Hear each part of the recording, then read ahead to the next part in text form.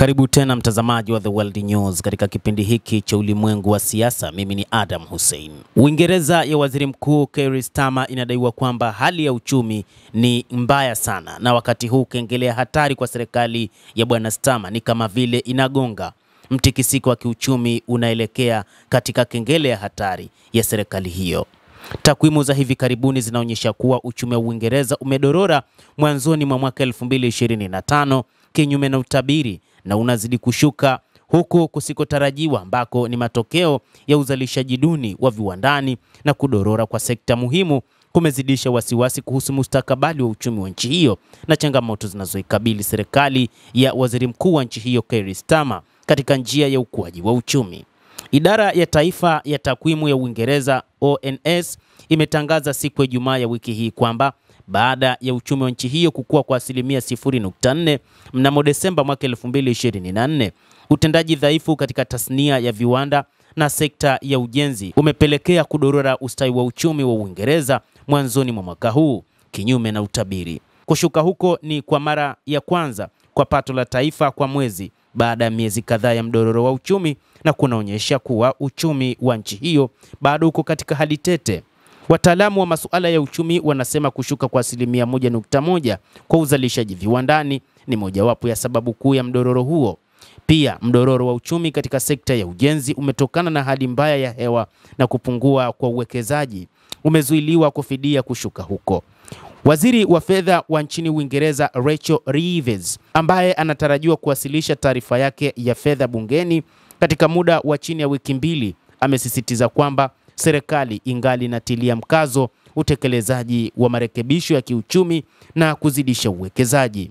Hata hivyo, taasisi huru za kiuchumi ikiwa ni pamoja na taasisi ya kitaifa ya utafiti wa kiuchumi na kijamii ya Uingereza zimeonya kwamba kuendelea kuyumba kwa uchumi na kutokuwa na uhakika juu ya sera ya fedha kunaweza kudhoofisha imani ya wawekezaji. Uamuzi wa serikali kuongeza bajeti ya jeshi katika mzozo wa kiuchumi. Kudorora kwa ustawi wa uchumi wa Uingereza kumekuja wakati serikali ya Starmer inayokabiliwa na mashinikizo ya kifedha imeamua kuongeza bajeti ya jeshi la nchi hiyo kwa kiasi ambacho hakijawahi kushuhudiwa tangu baada ya vita baridi. Sera hiyo ilipitishwa kutokana na mashinikizo ya Marekani na tishio la Donald Trump la kupunguza uwajibikaji wake kwa NATO, na imesababisha kupunguzwa kwa bajeti ya umma katika sekta nyingine, ikiwa ni pamoja na huduma za afya na misaada ya kigeni.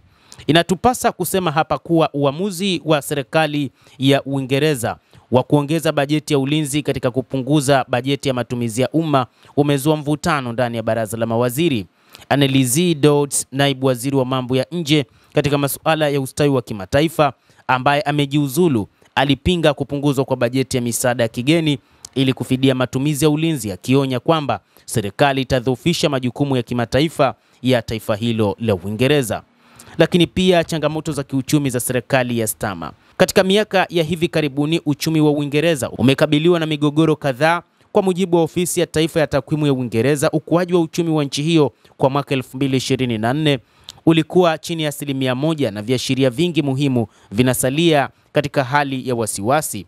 Deni la taifa la Uingereza sasa limefikia zaidi ya paundi trilioni 2.7, sawa na 98% ya pato la taifa la nchi hiyo.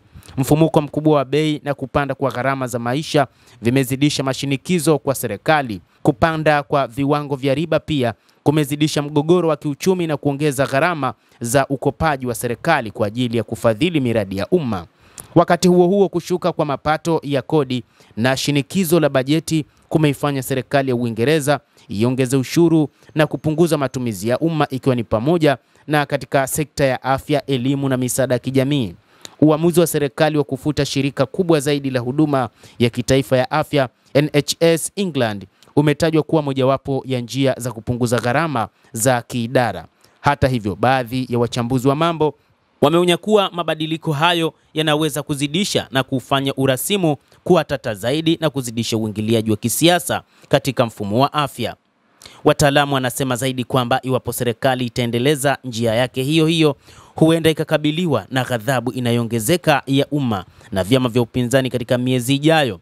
Jambo lililo wazi ni kwamba mtikisiko wa hivi sasa wa kiuchumi nchini Uingereza sio tu kwamba umezidisha wasiwasi kuhusu hali ya kifedha ya nchi hiyo, lakini pia umetoa changamoto kwa nafasi ya serikali ya Starmer katika moja ya nyakati nyeti zaidi za kiuchumi nchini humo. Endelea kutufuatilia na usisahau kulike, kucomment na kusubscribe channel yetu hii.